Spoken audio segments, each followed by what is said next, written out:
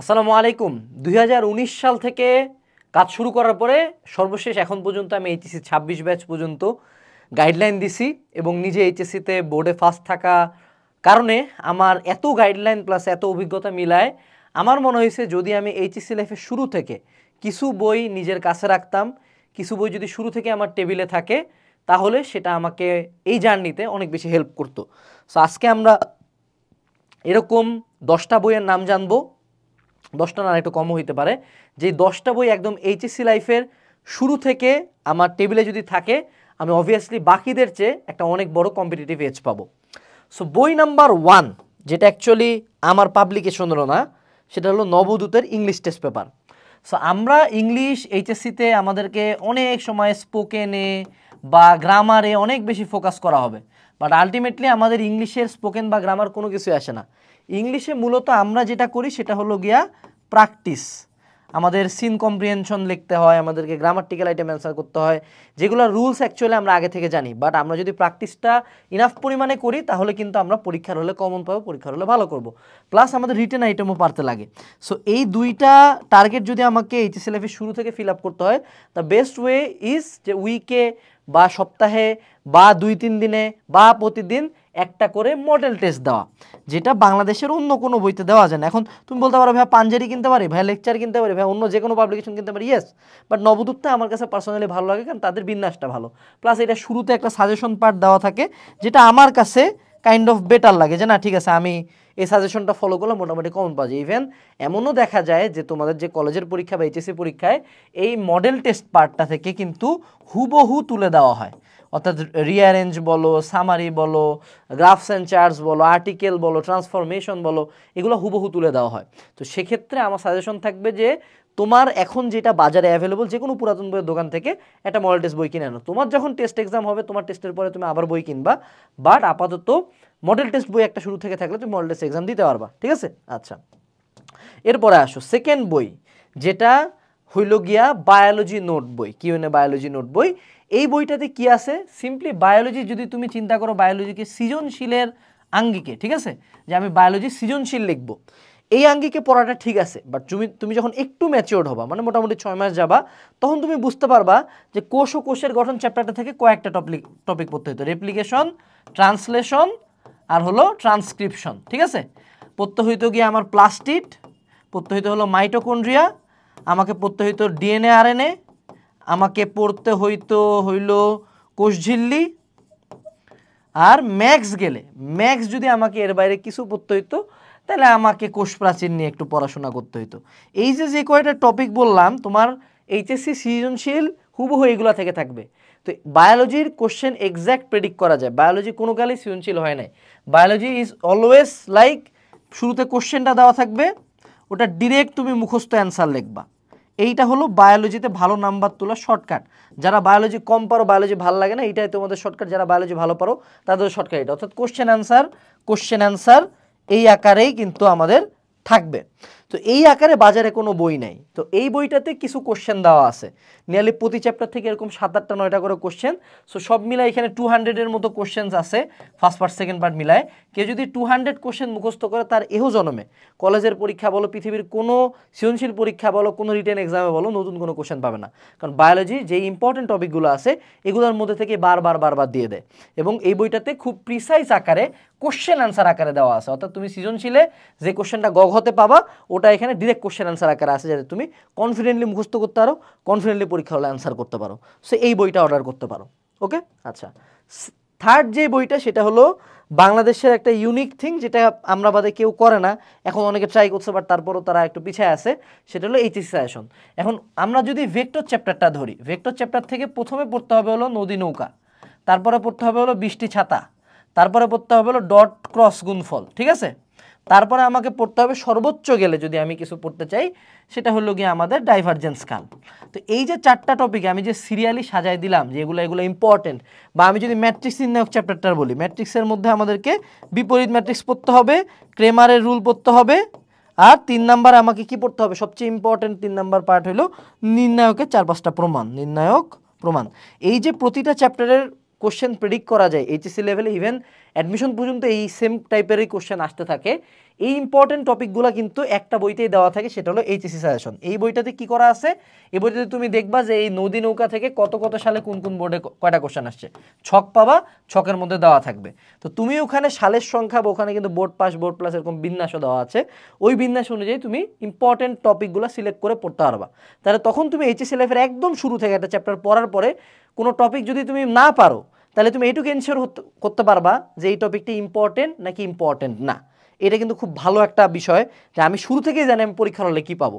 এবং এখান থেকে কলেজের পরীক্ষায় অ্যাটলিস্ট 80% এবং এইচএসসি পরীক্ষায় 75 to 90% পর্যন্ত কমন দেওয়ার রেকর্ড আছে এই বইয়ের। এর সাথে একটা সলিউশন বই আছে, যে সলিউশন বইটাতে এই টাইপগুলোর উপরেই আরও সৃজনশীল আছে প্র্যাকটিস করার জন্য। সো টেস্ট পেপার মেডিজে আলাদা করে পড়তে হয় না। এই বইটা শুরু থেকে থাকলে তুমি মিসগাইডেড হবা না। ওকে, এটা গেল। এরপরে আমাদের যে বইটা লাগবে সেটা হলো সমন্বিত বাংলা দ্বিতীয় পত্র। সো আমরা এইচএসসির জন্য সবসময় কি বই পড়তাম, আমরা একটা বিশাল বড় ব্যাকরণ বই পড়তাম, বিশাল ব্যাকরণ। হ্যাঁ, এগুলা ভাষা শিক্ষা হইতে পারে, হায়াত মাহমুদ স্যারের বই হইতে পারে, অনেক প্রকার বই আছে, বিশাল একটা ব্যাকরণ বই।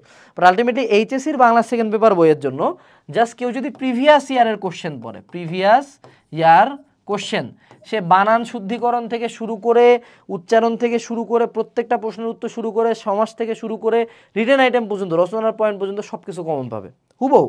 তো এই বইটা একটা 200 পেজের বই, জাস্ট 200 পেজ, যেখানে অন্য বইতে থাকে 1200 পেজ, 6 গুণ বড়। এই 200 পেজের বই থেকে বাংলা দ্বিতীয় পত্র 90% প্লাস প্রতিটা পরীক্ষায় কমন থাকবে। যেখানে প্রিভিয়াস ইয়ারের কোশ্চেনগুলো খুব গোছানো আকারে দেওয়া আছে। ছোট একটা বই, পরীক্ষার আগের রাতে যদি কেউ পড়তে শুরু করে সেও মুখস্থ করে চলে যেতে পারবে। সো এই বইটা শুরু থেকে থাকলে এই বইটা যে শেষ করবে, এই বইটাতে রিটেন আইটেম কীভাবে লিখতে হয় সেটার ডিরেকশন দেওয়া আছে।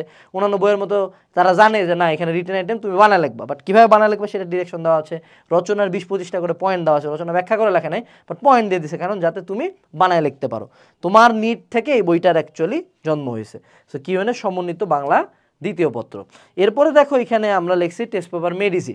এখন টেস্ট পেপার মেডিসির সাথে আরেকটা যেটা আমি অ্যাড করতে চাই সেটা হলো গাইড বুক। ওকে, এখন গাইড বুক তুমি যে কোনো পাবলিকেশনের কিনতে পারো, কোনো সমস্যা নাই। গাইড বুক যদি তুমি কিনো, শুধুমাত্র কিনবা গাইড বুক হইল গিয়া বাংলার জন্য, ম্যাক্স গেলে বাংলা, সর্বোচ্চ গেলে গাইড বুক কিনবা হলো ইংলিশ। ঠিক আছে, আমি কিন্তু এই পুরা ভিডিওটাতে যে বইগুলোর কথা বলছি এগুলো কিন্তু বোর্ড বইয়ের বাইরের বই, হ্যাঁ, একাডেমিক লাইফে হেল্প করার জন্য। সো এই যে বাংলা ইংলিশ যে গাইডগুলো কিনবা, বাংলা গাইড থেকে কি পড়বা, ওখান থেকে এমসিকিউ সলভ করবা, আর ইংলিশ থেকে কি করবা, সিন কম্প্রিহেনশনের মিনিং পড়বা। এগুলো কিন্তু অন্যান্য বইতে দেওয়া থাকে না। আর টেস্ট পেপার মেডিসি কেন লাগবে, কারণ আমাদের বাংলাদেশের প্রায় 90% স্টুডেন্ট একটা ভুল ধারণায় থাকে যে ও যদি বই পড়ে ক্লাস করে ও সৃজনশীল ঠাড়াম করে লিখতে পারবে।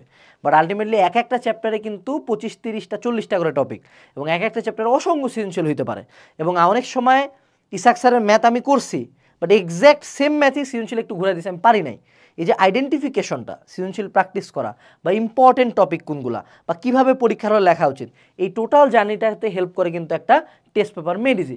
বিশেষ করে মেডিসির যদি কেউ প্রথম 10 থেকে 15টা সৃজনশীল শুরু থেকে সলভ করা স্টার্ট করে একটা চ্যাপ্টার পড়ার পরে, সেই স্টুডেন্টটা এইচএসসি লেভেলে আনস্টপেবল হয়ে যায়। কলেজের পরীক্ষা এবং এইচএসসিতে তাকে আটকানোর কোনো সম্ভাবনাই নেই, কারণ এই এক্স্যাক্ট সেম কোশ্চেনগুলা জাস্ট একটু ইনফরমেশন চেঞ্জ করে, ইনফো চেঞ্জ করেই হুবহু পরীক্ষার হলে দিয়ে দেওয়া হয়। সো তুমি যদি পারো, যদি আর্থিক সামর্থ্য থাকে, পুরাতন টেস্ট পেপার মেডিসি কিনে আনবা।